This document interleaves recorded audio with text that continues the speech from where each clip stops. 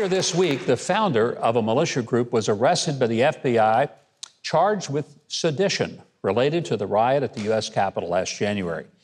He's the first person to be charged with such a serious offense in connection with January 6th. But thousands of other patriotic Americans were there that day just to make their voices heard and to exercise their constitutional rights. And many of them have been treated like terrorists. My first guest tonight was there himself. He's an award-winning actor and filmmaker, and he says he wasn't there to make a movie, but this is a story that had to be told. Please welcome back to the show, producer of the new film, Capital Punishment, Nick Searcy.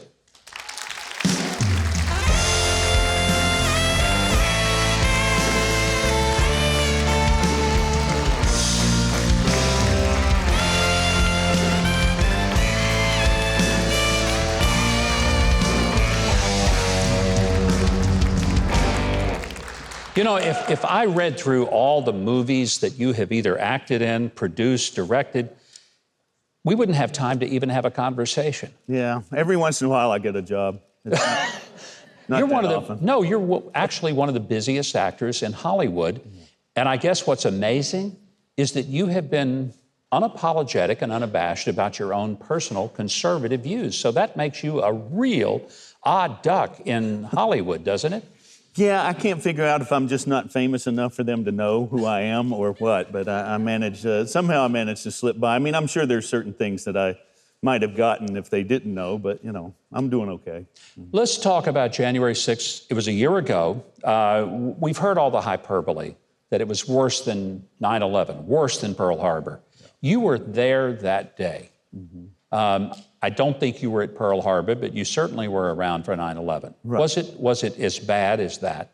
No, and that's kind of how the movie came about. I went there with a friend, not with the idea of making a movie, but just because we wanted to be there and see what happened. And I shot a few little iPhone videos and stuff, just like a tourist. And then when I got home and watched the news, there was nothing on the news that matched what I'd seen. Yeah. And that's what kind of generated the idea. It's like, we need to tell the other side of that story because they are only focusing on a very small sliver of the crowd that day. And I mean, you'll see in the movie that there were probably 2 million people there. I mean, 2 million? Yeah, probably. I mean, that's what most estimates of the people we talked to. And it's like, why won't the media tell you that? You know, they focus on the few hundred who actually went in the Capitol, and there's millions of people there. At least hundreds of thousands. So we're talking a small percentage. Yeah. And I think a lot of the people, I mean, part of the question in my mind, what we go into in the movie is like, who were these people really? I mean, who were the people that were going in? I mean, some of them, yes, they were Trump supporters, but who kind of led the charge in a sense? And there's a lot of very suspicious characters in the movie that, you know, one of them made the papers this week, Ray Epps. Ray Epps. Yeah. And he's not been charged with anything, but he is on camera yelling at people, go in the Capitol, go in there. That's what we're here for, to go in there.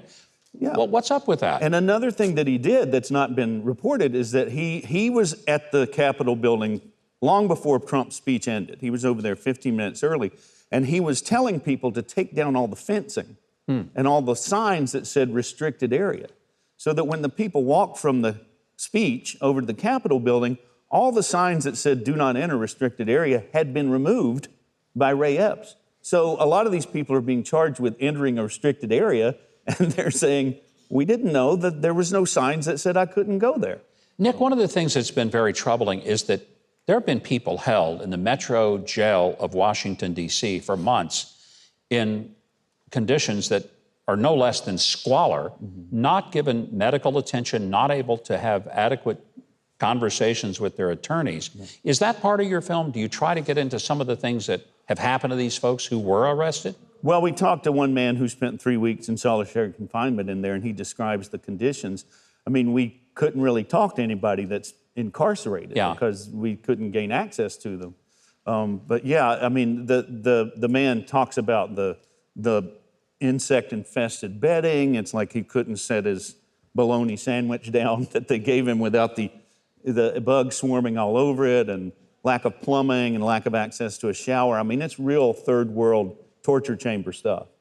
It sounds like backstage here at the show. I didn't know if it was. I was like about that, to say, yeah. But I didn't want to, It's rough back there. It is. It can be pretty tough. What was the biggest surprise that you had? You were personally there, so yours is not from having heard the news accounts.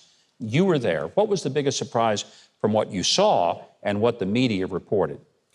Well, when I was there, I saw a lot of people praying for the country, singing the Star-Spangled Banner, Pledge of Allegiance, people singing hymns, and it was a very joyful, happy crowd. Yeah. And also the diversity in the crowd. There were Chinese Americans for Trump and blacks for Trump, and just to see this, it was like a tailgate party to me. It was fun, and to see the way it was depicted on television, it's like they didn't show you any of that, and it's like, okay, I understand if you want to show the bad things that happen, but why don't you show the good stuff too? I mean, that's part of the story. Yeah. You know, you have a crowd there that 99.97% of them were patriotic and peaceful, and 0.003% were dangerous. It's kind of like the virus.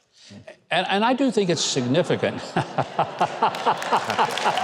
got that. They got that. But I do think it's significant that, in all of this huge crowd of people, there were no weapons confiscated. By weapons, no firearms. No. There were nobody was there with rifles, guns, pistols, like they were going to go charge the Capitol and kill a bunch of people. And most of the people that I saw there were our age. We were armed with like polygrip and blood pressure medicine and CPAC masks. And I mean, what, we're going to break into the Capitol and do what? Take a nap? Yeah. What's going on? Nick, I want you to stay with us because we want to continue our conversation. And we'll give you a peek at Nick's new movie right after the break. You want to see it, so do not go away. We'll be right back.